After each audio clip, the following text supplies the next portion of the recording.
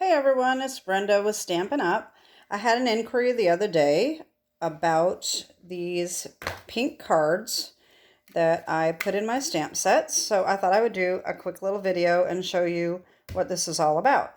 Okay, so a couple years ago, probably 3 years ago, I decided that I wanted to start downsizing some of my crafting items because I've accumulated way too much stuff. So what I decided to do is take every stamp set and put a pink card in there and start dating when I used it. And obviously you can see I haven't used this one in 3 years, so I probably should get rid of it, but because it has baby and wedding, I kind of tend to want to keep it. But this shows me that I haven't used it in 3 years. After thinking about it for a while, I started remembering that Smashbook had come out with all these little stamps, and some of them had dates, some of them didn't. I collected a bunch of them, and I realized that I had a couple of them that had the dates on them. This one is actually a Stampin' Up! One. And so I started using this like a library card. So I take this with my black ink pad, and when I use a stamp set, I just stamp the date inside. Here's another one. You can see I haven't used in almost 3 years. So I look at it and I think, and I'm probably never going to use it. So this is going. I'm going to be getting rid of this one. This one, Summer Days. This came out a couple years ago. It was a host set. I loved it because this reminds me of Louisiana plantations. And guess what? Here's the card. I have not used it. It's brand new. Never used it, so that's going. So let me show you what else I have done. A couple other organizing ideas. Well, first of all, let me show you. This is what I ended up buying on Amazon.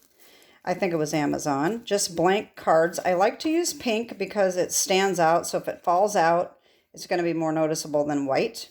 So this is what I do, and then I just, like I said, I write the name of it, and I stamp it every time I use a stamp set or a die set. The other things I do is, if you look at the sides of my cases, I have a red dot and a red star. So the red dot is my indication that this set has dies inside. All right, see now this one you can see I've used a lot. So I put the red dot if it's got dies. I also try to find the photo of the dies and put it inside so that I know how many dies I'm supposed to have here. And if I find a die that's loose, hopefully I can find the set that it goes with. And the little star is to indicate that this is a current stamp set. So that's just a visual for me so I know what gets put away and what stays out.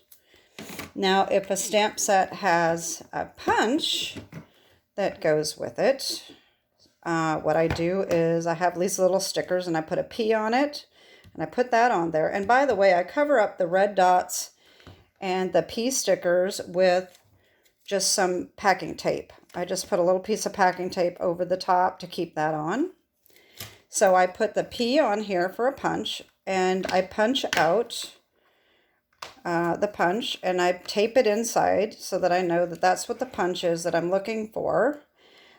This I ran out of pink cards one time, so I just started doing white and highlighting that. That's why that's not pink. And so then on my punch, I put a little red dot. And so when I'm looking at all my punches, ones with red dots, I know they go with a stamp set. And of course, the little red star, that means it's current punch.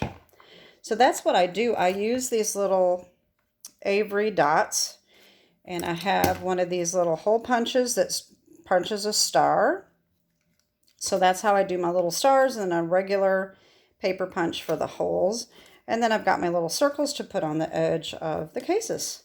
So that's my little organizing tip for the day. I hope that gives you some ideas. And I guess that's it for today. And hopefully I will be I'm hoping to make another video for the end of the week, but it may not be till next week. We'll see. A happy Mardi Gras to any of you in the South here. And happy Ash Wednesday. And That is it for today. Have a great day. God bless. Bye-bye.